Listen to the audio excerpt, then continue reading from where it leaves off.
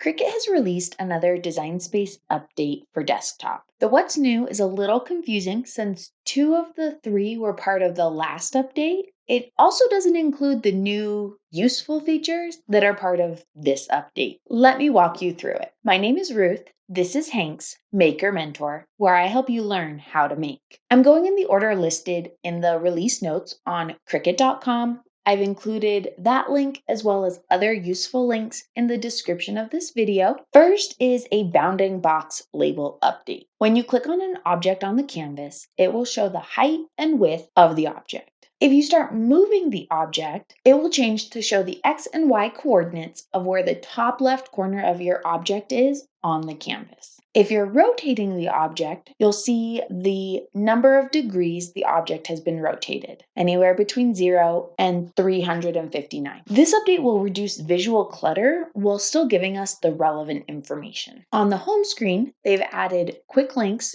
to projects, images, and community. You can click on them and then click on the back arrow to return to the home screen. The community quick link opens community projects. Next, if there's a contributing artist you like and you're looking for a specific image from them, Cricut has now added a search bar on the contributing artist page. In this example, it pulls up the images with 6. The final new feature applies only to Explore 3 and Maker 3 users. They've added a link on the top navigation bar to access the learning plan. If you aren't sure what the learning plan is, check out the video about version 7.19 linked up above and in the description. There's another set of bug fixes. I'm pleasantly surprised by this update. Let me know in the comments what you think. Thanks for watching Hank's Maker Mentor. Until next time, bye.